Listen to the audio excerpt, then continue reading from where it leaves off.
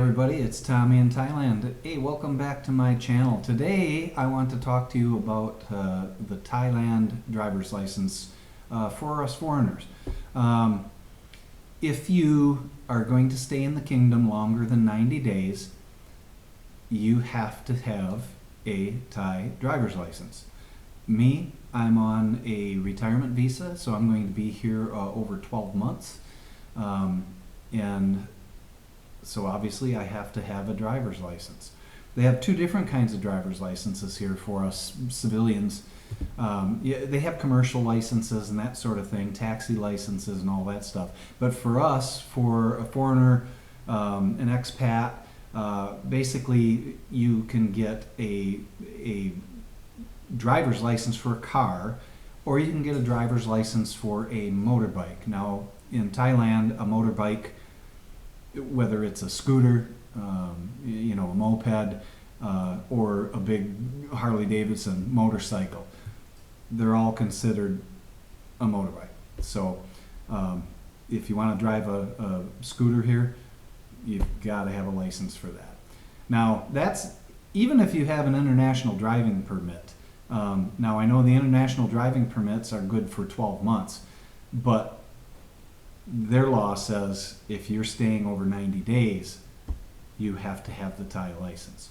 So, but an international driver permit, number one, get an international driving permit, because that makes the process of getting your license here so much easier.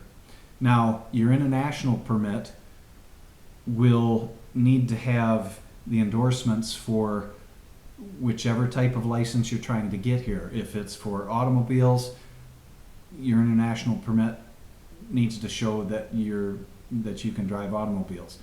If you're going to go for your motorbike license, it has to have the motorcycle endorsement on it. They don't really care. You need to have a home state driver's license that accompanies your international permit, but they don't even really look at your home state. They're only concerned with that international permit. Now, for me, unfortunately, I had given up my motorcycle endorsement probably 25 years ago. No desire to drive a motorcycle anymore. Boy, I wish I hadn't, because it would have made my life much easier. So, words to live by: get your international permit and make sure it has whatever endorsement you want to drive here. It makes your life so much easier. So let's talk about, first of all, the items that you're going to need to take to the Land Transport Office in order to get your driver's license, apply for the driver's license. Again, number one, first thing that's most important would be an international driving permit. Get that. It's easy to get in the U.S. It cost me 20 bucks. I went to the local AAA office and walked out in, I don't know, like 10 minutes or something like that. So you have to take a passport-sized photograph with you, because there will be the photograph in the international permit. So get that international permit. Bring it with you, and make sure you bring your home driver's license, your home state driver's license. Also, in order to apply, you need to have a Thailand medical certificate. That's really easy to get. There's places all over the place.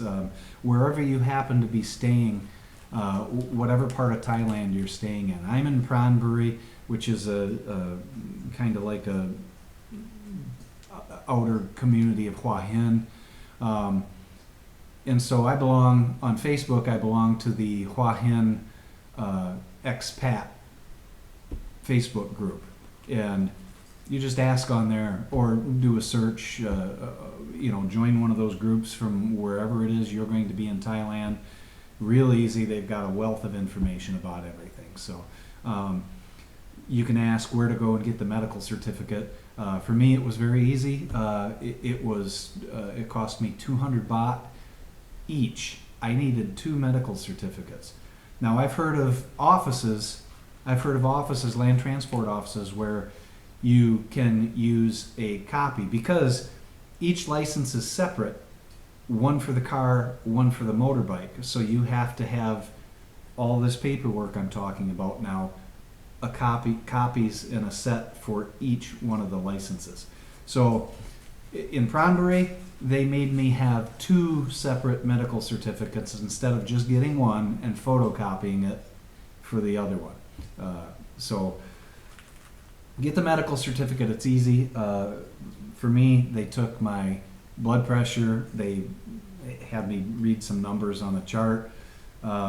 He listened to my heart. That was it. 200 baht out the door with the medical certificate. So the third thing you need to have is your residence certificate. You have to get that from the immigration office. That's kind of a pain.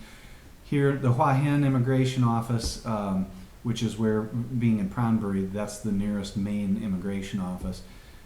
That's kind of a pain because you have to go, you have to apply for it, and you have to wait. Then you have to wait like 2 days and then go back again in order to pick up the certificates. So, but in order to get the residence certificate, you have to have your passport.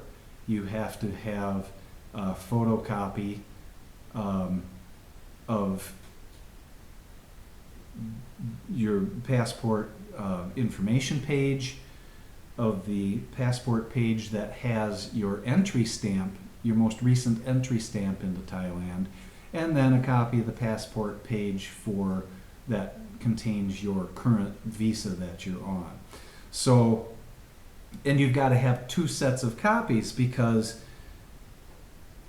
each driver's license, car license, motorbike license is separate. So you need a separate residence certificate for each one of those licenses. So you're going to have 2 sets of copies of all these items that you take in. So in order to get the residence certificate, take your passport. If you're leasing a condo, you take your lease agreement showing your address. Me, I live with my girlfriend here, the beautiful Miss Leia. You've all seen her. So what I was required to take was her. They all have, people that own homes here, they have this residence, an official government residence book that they have to have. So I was able to take that and a copy of it, and her Thai national identification card. Take the card and a copy of it, and that's how I was able to verify my address. You also have to have a couple of passport-sized photographs of yourself. You know, and honestly, when you get to Thailand, go get a dozen passport photographs printed because you're going to use them. They need them for everything here, so you're going to use them. So basically, you go to here in Pronbury, you go to the land transport office and you go up to the 2nd floor. You go straight up to the 2nd floor, and that's where you can apply for your driver's license. So if you have an international driving permit, let's talk about each license separately here first. Okay, for the car, if you have an international driving permit showing that you are able to operate a motor vehicle, and you have your state issued or government issued driver's license from your home country, home state as well, you take that up to the 2nd floor at the land transport office. It's very easy. They're going to require photocopies of everything, meaning your international driving permit, your driver's license front and back, the original residence certificate from immigration. You're going to have your passport, and you're going to have a couple of photographs, a couple more size of those passport photographs. A set for each one of the licenses you're applying for. But now, let's just talk about the car license. Super easy to get if you have the international permit. You go up to the second floor, you give them the copies and all the information that I've just relayed to you, and then they will send you over to a station where you do a couple of tests. One of them is just an eyesight test. One of them is a depth perception test. You have to line up these using a button. You have to push a button and move this bar and make it match the bar that's already there stationary. And then you have to do a reaction test using a foot pedal, basically a gas pedal and a brake. Using one foot, you press on the gas, a green light comes on, and you hold that down until a red light comes on, and then you step on the brake. And that just checks your reaction time. So that's all you got to do. That is the only testing I had to do. Very simple. Didn't take any time at all.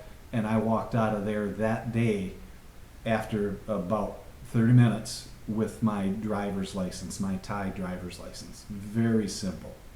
Now, for the motorbike. I did not have a cycle endorsement, obviously, on my international driver permit because, as I told you, I quit driving motorcycles 25 years ago and let my cycle endorsement go off of my regular driver's license from my home state. So I had to go, while I was there getting my car driver's license, she allowed me to take a written test. So the written test, you have up to an hour to take. It's 50 questions. You have to pass with a 45. You have to get 45 correct out of 50. And so I took that test the day I got my car license, and I actually failed the test. I scored a 43, so I failed the test. So she scheduled me to come back the following day, and I had to sit through 6 hours of videos on traffic safety. Again, this is because my international permit did not have the cycle endorsement on it. So I had to sit through 6 hours of excruciatingly boring videos. The first 5 hours, the videos are all in Thai, of course, but the first 5 hours they had English subtitles, so I could follow along. I really had to pay attention, which was tough because it was boring. And the last video they played that was 1 hour long, it was in all Thai and no subtitles. So, and we had to take a lunch break in between there. So all in all, I was there 7 hours. Take a 1 hour lunch break, come back after lunch, and they do that final video, and then you can go home. Then after that, you have to take the vision test again, the depth perception, and the reaction time test again. But now you're going to have to take a driving test. But because you've already been there for about 7 hours, they are going to schedule you to take the motorbike driving test on another day. So I had to go back another day, and I would take the driving test, the motorbike driving test, and then I would have to go back up to the second floor again in order to retake the written test that I had failed previously. So the driving test is done out behind the office building, and they've got a little course set up there for both motorbikes and cars. And I got there early enough to do the driving test that I was able to take a video of it, and I'm going to play that for you.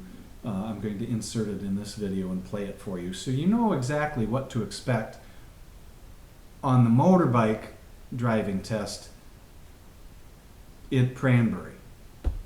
Okay? So watch this video. from a standing stop, you're going to accelerate up to this stop sign, this stop area, come to a complete stop, turn on your right turn signal, and then proceed around to the right. Turn off your signal. The next thing you're going to do is you're going to come to these cones and you're going to serpentine through these cones without putting your foot down. Do not put your feet down while you're doing the serpentine.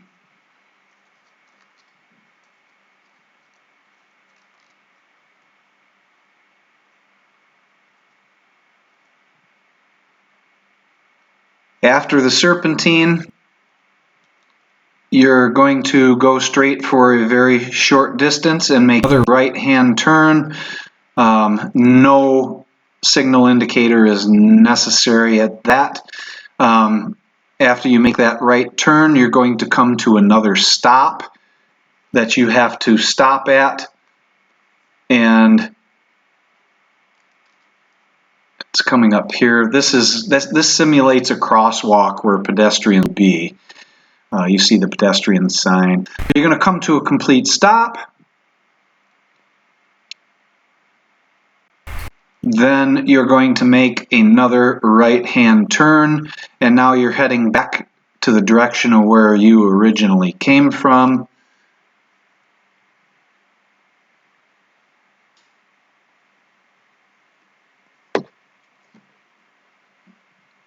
And the moderator isn't really concerned with your speed or anything of that nature. He wants to make sure you're not putting your feet down.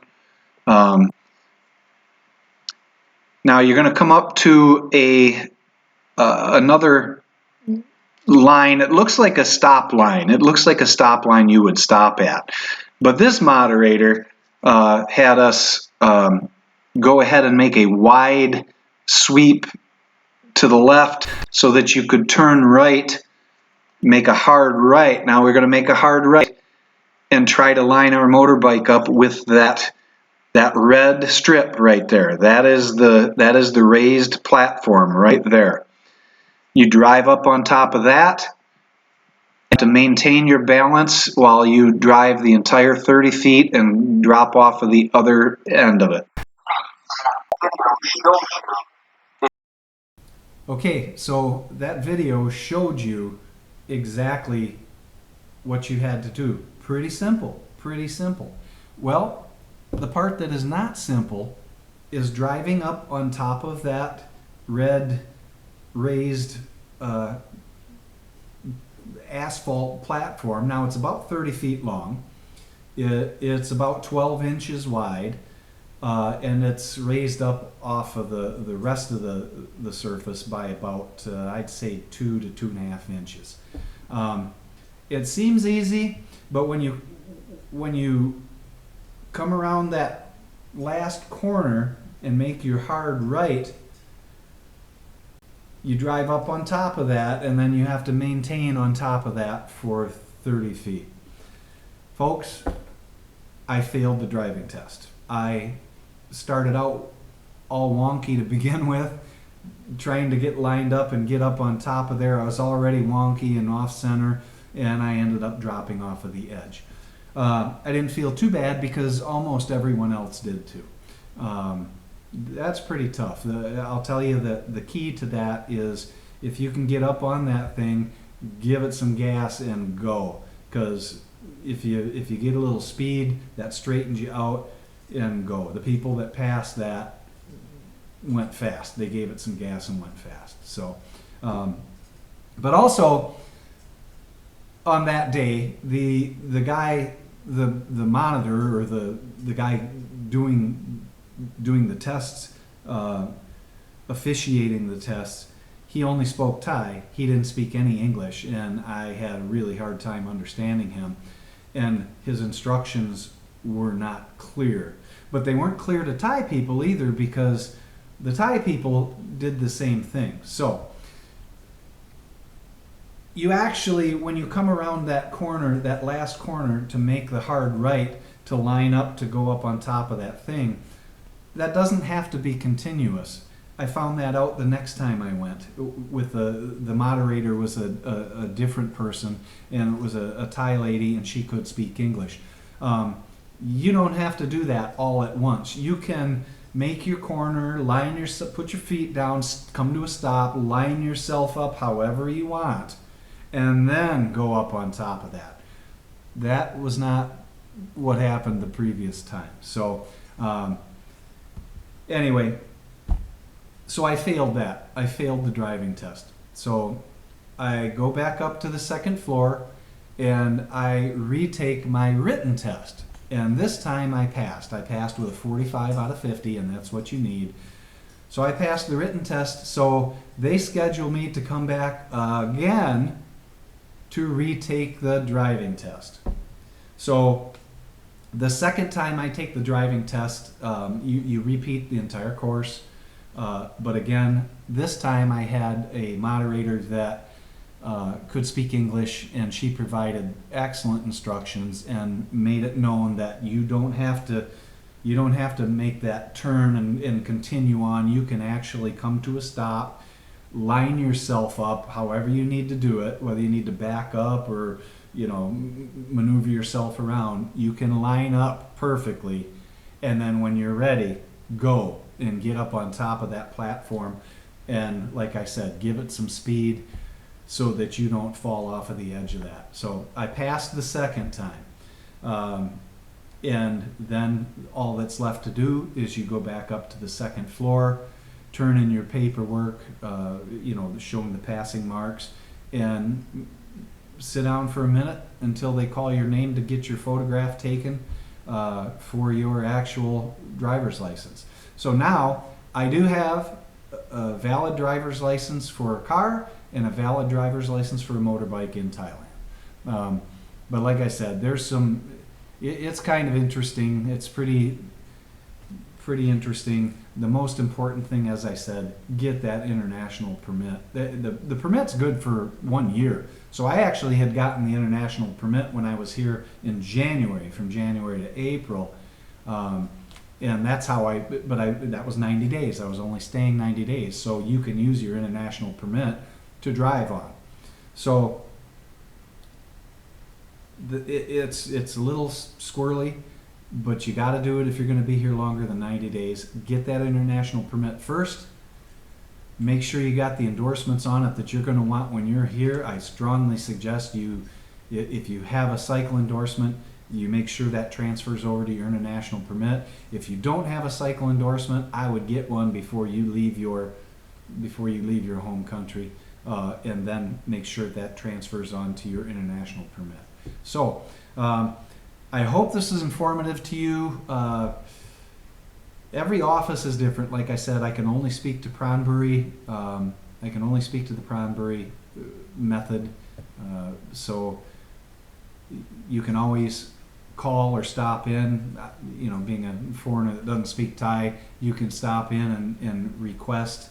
Or as I said, those Facebook groups, if you join the Facebook group, someone on there is going to have the list of requirements for your office, for the office, whether it's Pattaya or Phuket or Bangkok or Hua Hin, Pranbury.